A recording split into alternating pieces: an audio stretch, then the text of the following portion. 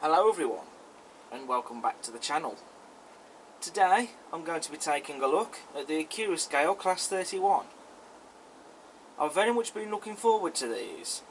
They were first released last year with the BR Blue liveries, but the ones I've been waiting for have been the remaining batches. As you can see, we have two of these locos here to have a look at. The reason I got two is because, well, the main reason is because I wanted to. I did want more than one of these, and I wanted these particular liveries, but also it was to cheer myself up as well. So the locos we have are 31514 in the Civil Engineers Dutch livery and 31421 Wigan Pier in Regional Railways livery. Now Accurascale, they do seem to keep raising the standards with every release. But will these models meet those expectations that we've come to expect from Accurascale? There's only one way to find out. We're going to get them on the track and we're going to take a closer look at them. So here we have both locos on the layout. So first thing to report, no quality control issues, which is great. All the detail parts look to be correctly fitted. I can't see any detail parts that are missing on these models. Also, they work straight out of the box. There's no horrible grinding or loud noises coming from the mechanisms. They run absolutely smoothly, and the mechanisms on these models really is smooth, and they just run absolutely beautifully. So that's also great to see. That's what we want. So the first thing to discuss, just how accurate are these models, because in this day and age modelers not only want detail but they also want accuracy, and I'm delighted to say that if accuracy is your thing, you will not be disappointed with these. It is after all in Accurascale's name. You know, they really do take pride in producing accurate models, and these are indeed accurate. Everywhere you look at this model, it just screams a Class 31. There's nothing anywhere on these that looks wrong or is missing. It just looks as a Class 31 should. And Accurascale have also really gone to town on these, covering all the different variations of these locomotives. For example, with both of these models you can see the different positions of the high intensity headlights. So we're going to start off then with the face of the locomotive, and I have to say I think the face on these locomotives, it just, to me, just the way the steps are placed on the front of the loco, it just seems to give it that expression, if you know what I mean. On the front of the loco we have separately fitted handrails and lamp irons. You know, they are such very fine details and they have been very nicely picked out and painted. You've also got some rivet detail on the front as well, and also the overhead warning flashes, which are very nicely and crisply applied. Not to mention, just look at how fine the windscreen wipers are, and they are just superbly applied. I have to say the fit on finish in these models is just stunning, again as you would expect from Accurascale. Also as standard, sprung buffers. Obviously we have yet to fit the accessories from the accessory pack to the buffer beam, but there is some detail already fitted here, such as for example the electric train heating cable. The bogies are really nicely detailed as well, such as the footsteps there for the cab doors, as well as the axle boxes and springs. You've also got pipework as well on the bogies, and that's not moulded detail. Look close enough and you will see that that is separately fitted. And even on the battery boxes just here, these are very nicely detailed. You also have separately fitted metal handrails as well, just along the body side there on the cab. And again, the finish on those is excellent. You've also got a door handle there as well, which it is moulded. You know, I'd expect that would be probably difficult for that to be a separately fitted part, but it has been very finely picked out and painted. Also, just a quick look into the cab, you can see the amount of detail that's also gone into the cab interior. That is nothing short of fabulous. I mean, that really is nice to see, that detail there. You know, I think that's what we expect on these models nowadays. And also, it just adds a lot more detail and realism to the model. And then I turn my attention to the rear of the inside of the cab. Just look at all the detail that you get in there. Everywhere you look on these models, there's always something to look at. You can also have a look at the body side grills there, which look fantastic. Not to mention the body side windows as well, and as you can see, just inside there, there is detail. And by the looks of it, that detail there, behind the windows, is actually separately fitted detail. Also, just inside this window, I have noticed this bit of detail. I had to have a closer look at this on camera. I don't believe that's part of the mechanism inside the model. I believe that's actually some sort of detail part to try and replicate a part of the engine or whatever inside there. And, you know, that really is just nice to see when you can get a look at it. Then I turn my attention to the roof. You can just see the amount of separately fitted detail that's on there. Such as those handrails. You've got the exhaust ports there.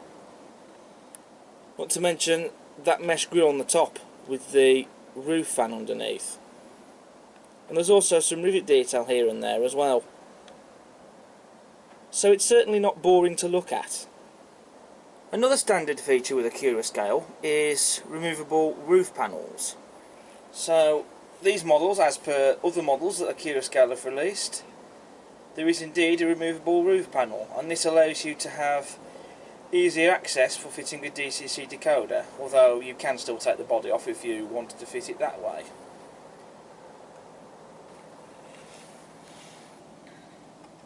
So I'll just gently lift off the roof panel like so, and as you can see in there we have the PCB board and the dip switches, and this is held in place with magnets, as you can see. There's the magnets on the roof panel, and then all we have to do is just fit it back into place like so, and the magnets does all the work, and the magnets are strong enough to keep that held in place. Okay, so now I'm going to demonstrate some of the features on these models. I won't be able to discuss or show sounds on these models because I do not have DCC, so for that you'll have to watch other videos out there for that. But any features that this model has that will work on DC, I can show you. So I think we're going to talk about the lighting. Now, you will have to excuse the fact that I'm using a buffer stop for this. I know I really should be using a rolling road, but I don't have one. So I've had to resort to using a buffer stop for this, so you will have to bear with. So I'm just going to turn the lights off. So just give a sec. There we go. So I'll turn the power on, and you can see the lights working. In this case we have the high intensity headlight and the lights on the head coat box. And then we have the tail lights as well. We also have cab interior lighting,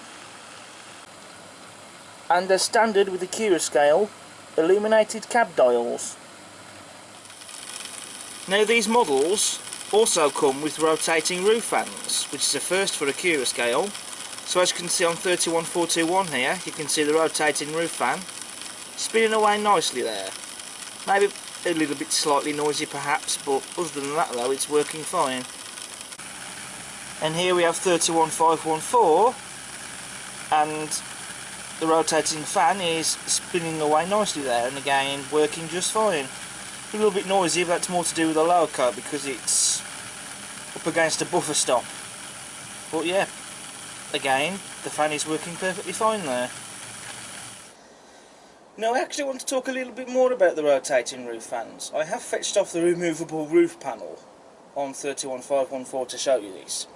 Now, prior to actually filming those shots of the roof fan spinning, they actually wouldn't rotate to start with. I was playing about with the dip switches and I couldn't really get it to work. So what was going through my mind was, has this got to go back for a repair or something?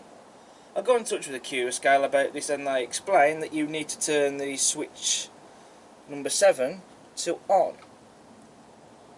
And I took off the removable roof panel and lo and behold there was a second set of switches that I didn't even notice before. There we go. So upon switching that to 7, the rotating roof fans work perfectly fine on both models. I should point out though, from what I was told, and from what I've seen as well for myself, once you have got the switch set to 7 on the rotating roof fan, the interior lightings won't activate. I don't know if that's due to setting the switch for the fan to work. I don't know, but that's what I got told anyway, because I explained to them that I was also having a bit of problems with the interior lighting, to be fair, prior to actually filming those shots, which I have managed to get some shots of them, and they said that the interior lighting won't activate on DC, which is what I have. But, you know, I have managed to sort out the issue with the rotating fan at least. In regards to the interior cab lighting, I managed to get some shots of them. I managed to get some shots of it, as well as the illuminated cab dials, but to be honest, I don't think it's the end of the world, personally, because, I mean, in real life, in reality, the interior lighting wouldn't be on the daytime anyway. I don't think the lights would also be on the dials either in the daytime. I'm not too sure about that one. So, you know, I mean, I know when it comes to night time, it might be a different kettle of fish perhaps, but I think, to be fair, I don't think it's the end of the world. But, you know, should I have any problems later on, I can always take that up with the Accurascale, because, as you know, they now do a lifetime warranty. So I'm sure it's not going to be really anything to worry about too much in the future, I don't think. What I would say to... Also, I had an issue with one of the locos derailing on this extra track just here. Remember this section that I had to rip up and relay when I had issues with the Coronation coaches derailing? Well, I had an issue with one of the locos derailing on this section as well. It was 31514 that I had a problem with. When running round on the layout with the number 2 cab end leading, the bogie would derail, but then turning it round to have it running with the number 1 cab end, where the fan is, running round on the layout, no problem at all. So I don't understand at the time what was happening there, but what I had to do to cure the problem was take that bit of track out again, that section, remove a little bit more ballast, and then nail the track back in place, although I had to add a couple more nails to completely fix that problem. But I just thought I'd mention that. It's not a fault of the model as such, it's, I suppose it's just the track work really. It's just one of those minor, niggly, silly things, to be honest, but again, I just thought I'd mention that. You can also see there's a couple more bits of scenery now starting to be added on the layout. Just thought I'd quickly give that a mention, but do look out for that in a future video when I will be going into detail on making those. Now, I think at this point I should discuss the liveries, which I have to say really have been very well applied. I can't find any imperfections or blemishes anywhere at all, unless there's a minor paint chip somewhere that I've missed out, but I have literally gone over these with a fine-tooth comb and I can't see anything amiss, to be honest. Also, they've got the shades of the colours bang on as well. I mean, this looks exactly like the civil engineer's livery. When it comes to going for diesels, electrics and units, I always have a bias for going for the 90s and early 2000s and a bit of 80s. Mostly the 90s and the early noughties, because as a kid that's what I was growing up with. I'm not too young to remember liveries like this, because I do remember seeing these liveries, and they were around as well during my time. So they were still about, because I was born in 1994, so I think that was, just around when privatisation was slowly starting to come into place, I believe. But these liveries were still about, because they didn't come out and repaint everything into the privatisation era liveries, certainly not in one go. So I do remember these liveries, and that's why I have a bias for going for them. I didn't really grow up with BR Green or BR Blue. I think there were still the odd locos in BR Blue liveries knocking about from what I remember seeing. The only times I've really seen anything in BR Blue really otherwise, I think, is, to be honest, locos on a heritage line that have been painted in those liveries, or even a retro livery by some train operating company. And what's quite special, to me at least, about this particular loco is, for anyone who knows anything about depot plaques, you will know that the depot plaque on this loco is in fact the one for Besca TMD. So you're probably thinking, well, what's so special about that? Well, I'll tell you why. Because first of all, I have had many a memory of going to Besca when I was a kid. That's where I used to go a lot. I went to other places as well, I think, but Besca was the main one, and I still do today. You know, you look at my videos when I go out filming the real things, I do quite a bit of filming down Besca, and it is also now my local station, where it has been now for the past several years, since I've lived in the area where I live in, which I'm not telling you where I live, but Besca is my local station as well. No, because I do live near to it. So for that reason, that's why for me, that makes this a little bit more special.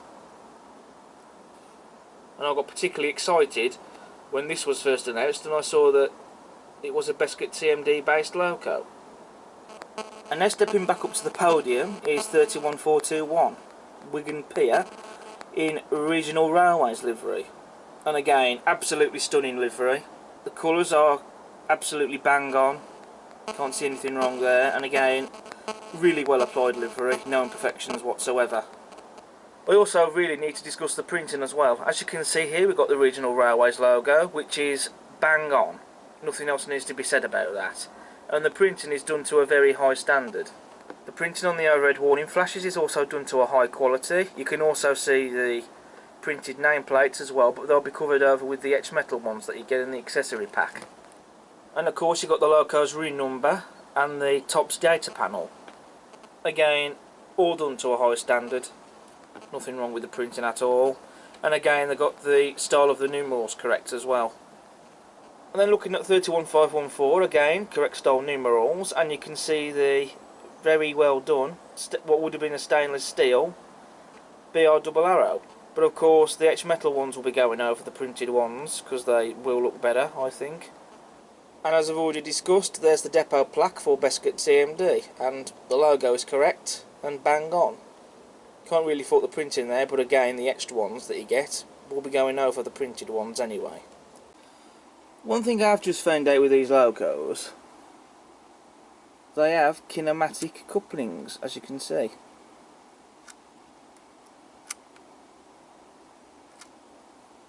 So if anyone wants to know what mechanism this model comes fitted with, from what's said on the Accurascale website, it comes with a high quality 5-pole motor with 2 large flywheels. Now I'm not going to take the body off, just so that you guys can have a good look at the mechanism, because chances are you probably already have seen what the mechanism is like on these models. But when you do remove the removable roof panel, you can actually see a bit of the mechanism. You can get a glimpse of it, at least. And I will say is that the mechanism, it does feel quality. Accurascale have also gone one step a bit further as well with the accuracy of the model. In real life, these locomotives have an A1A, A1A wheel configuration, so that means the 2 outer axles, here and here, are powered, and the middle axle isn't. That's exactly the same story with the model. The 2 outer axles are powered and the middle one isn't. Also, the gearing has been arranged on this model so that the locomotive can achieve a scale top speed of 90 mph. So I've basically covered pretty much all the detail and all the features with these models. I don't think there's anything else I can really add for that, to be honest. I've basically covered everything that I can. So what I'm going to do now is I'm going to detail these locos up a bit. I'm going to turn my attention to the accessory packs and put the detail on these. I'm also going to get rid of the tension lock couplings and fit on magnetic ones, and then we can do a running session. So we have gone and added the accessory parts from the accessory packs to these locos, as well as fitting the etched depot plaques, stainless steel double arrow logos and nameplates respectively to these locos. And you know, I think they really do finish off the models. I think they really do make them look more complete, I think, somehow. What I've also done is with both locos, 31421, I've added the buffer beam detail onto the number 1 cabin that has the fan, and 31514 I've detailed the number 2 cab end, just to add a little bit of variety, I guess, between the two and with the locos running round. Most of the time with most of my locos I tend to have the rolling stock coupled behind the number 1 end, so it will make a bit of a change, to be honest. But anyway, now let's get into a running session, and then once I've done that, then I can draw my conclusion, what I think of these models. So we'll see you in a bit.